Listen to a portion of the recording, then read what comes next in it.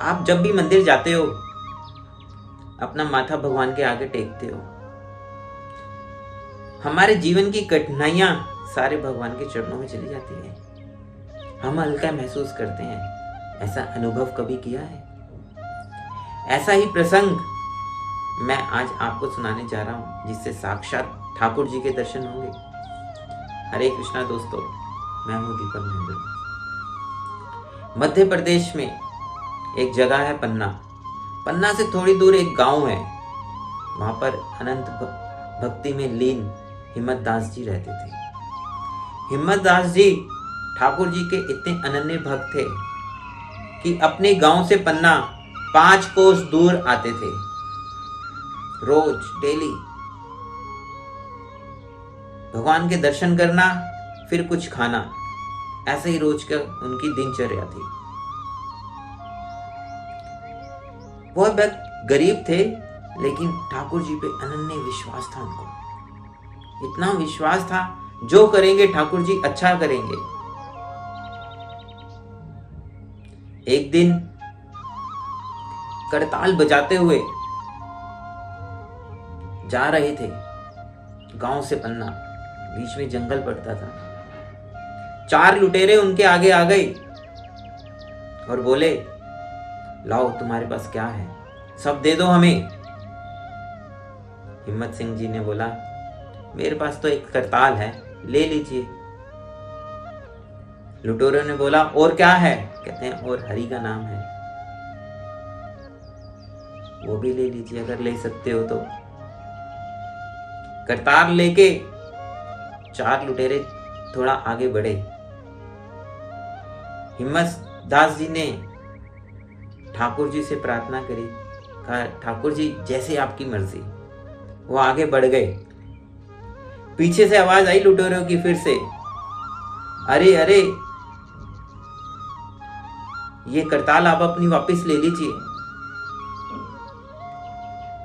हमने आपकी करताल ली, हमें दिखाई नहीं दे रहा, हम अंधे हो रहे हैं।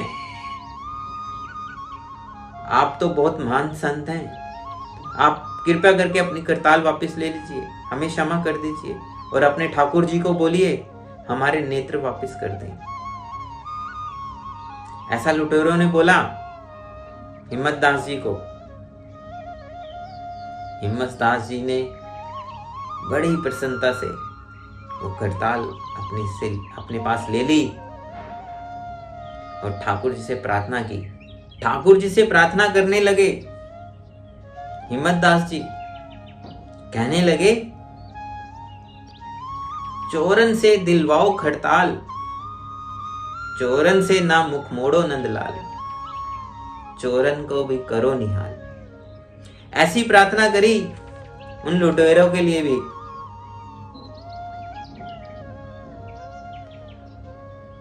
और जैसे ही प्रार्थना करी, चोरन के नेत्र वापस आ गए। लुटेरे खुश हुए, चरण पकड़ लिए, कहा, आप तो बहुत महान संत हैं। और फिर हिम्मत दास जी अपने ठाकुर जी के दर्शन करने आगे चले गए।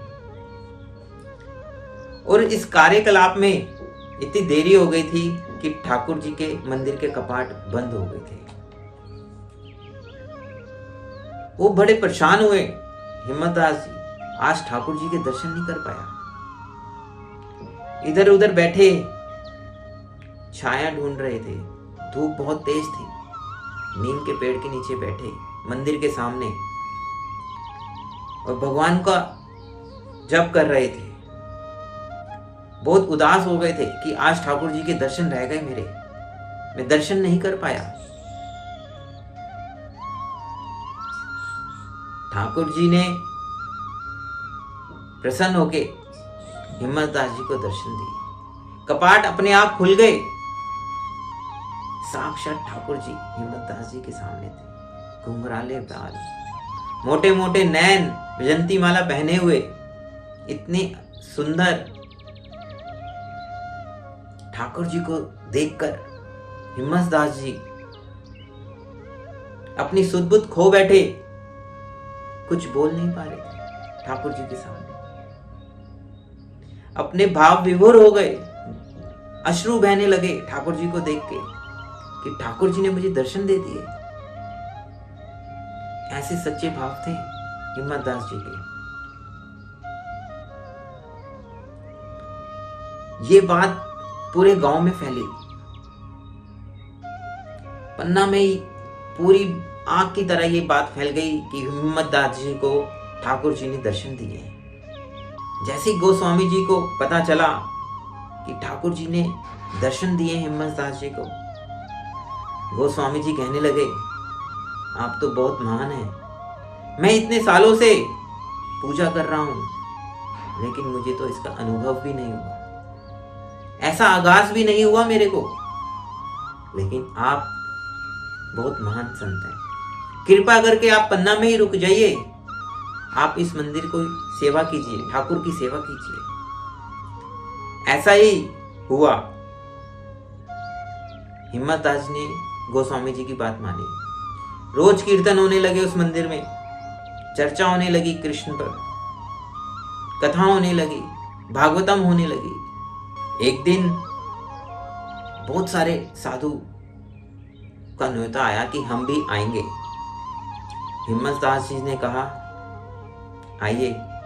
थोड़े से परेशान हो गए कि बहुत सारे साधु आ रहे हैं, उनका भोजन कराना होगा, व्यवस्था कैसे होगी।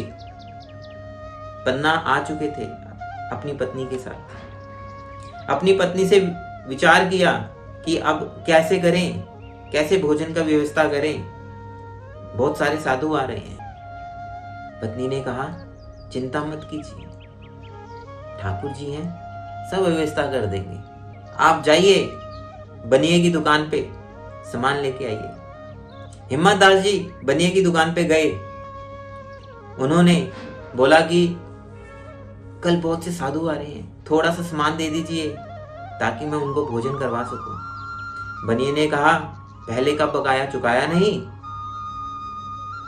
और सामान लेने आ गए हो, क्या मैं भी साधु बन जाऊं? बनिए ने ऐसा कहा हिम्मतदास जी को। हिम्मतदास जी उदास मन से घर आ गए। पत्नी से बोले, अब क्या करें? पत्नी ने अपनी नथ उतार के सोने की कहा, जाओ बनिए को दे दो और राशन ले आओ।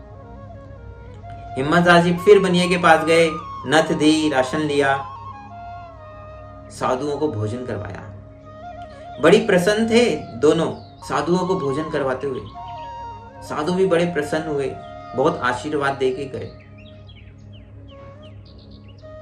हिम्मतदास जी थोड़े से उदास थे कि मुझे अपनी पत्नी की नथ देनी पड़ी, मेरे पास इतनी लक्ष्मी भी नहीं है, इतना धन भी नहीं है कि मैं वो नथ कैसे लूंगा बनिए से। एक दिन ठाकुर जी अपने भक्त को उदास तो देख नहीं सकते। ठाकुर जी हिम्मतदास जी का रूप लेके बनिए की दुकान में पहुंच गए। वो कहा, कितना बकाया है आपका, वो नथ वापस दे दीजिए। बनिए ने वो नथ वापस दे दी और बोले, अब और कोई बकाया तो नहीं है? कह रहे नहीं। ठाकुर जी हिम्मतदास जी का रूप लेके हिम्मतदास जी के घर पहुंच गए। वहां उनकी पत्नी गाय की सेवा कर रही थी और बोले, ये देखो जी, मैं तुम्हारी नथ वापस ले आया हूं। पत्नी बड़ी हैरान हुई और कहने लगी, इतने पैसे आए कहां से आपके पास? उन्होंने कहा, आप चिंता मत करो, पैसे की व्यवस्था हो गई है, पैसा आ गया है, आप अपनी नथ ले लीजिए। पत्नी ने बोला, मेरे हाथ तो सारे गोबर से लिबड़े हुए हैं, आप ही पहना दीजिए। उनको कहां पता था हिम्मतदास जी के रूप में ठाकुर जी हैं। ठाकुर जी ने हिम्मतदास जी की पत्नी को नथ पहना दी और वहां से चले गए। थोड़ी देर बाद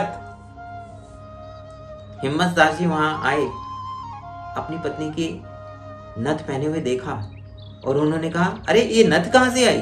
उन्होंने कहा, अरे क्या बात कर रहे हो, अभी थोड़ी देर पहले आप ही तो आए थे, कह रहे थे मैं बनिए की दुकान से नथ ले आया हूं, कहीं आप पागल तो नहीं हो गए, इतनी जल्दी भूल भी गए? हिम्मतदास जी समझ गए, कहने लगे, मेरे ठाकुर जी आए होंगे। दौड़कर बनिया की दुकान पे गए। वो नथ दिखाओ जो मैंने दी थी।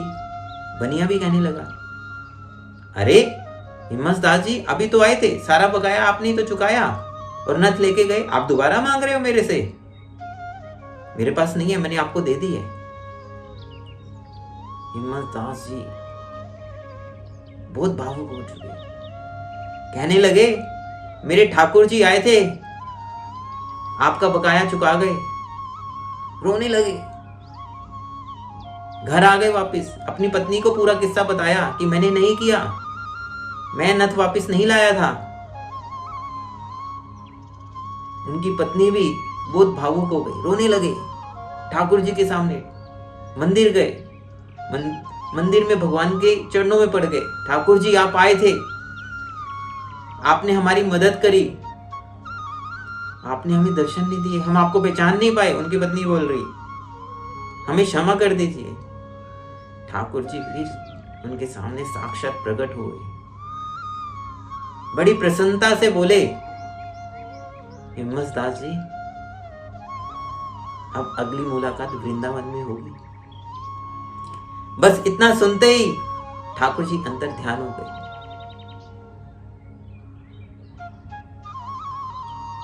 हिम्मत दास जी ने जैसे ये बात सुनी कि अगली मुलाकात वृंदावन में होगी, हिम्मत दास जी वहां से चल दिए और वृंदावन चले गए। ऐसा विश्वास मन में आना, हिम्मत दास जी की तरह ऐसे भाव लाना ठाकुर जी की कृपा से ही होता है। विश्वास भगवान को बहुत करीब लाता है। अगर आपके अंदर विश्वास है, मानते हो भगवान है, तो ठाकुर जी आपको भी जरूर मिलेंगे। इसलिए दोस्तों मैं कहता हूं, अपने विश्वास को मजबूत रखो और अपना ख्याल रखो। हरे कृष्णा।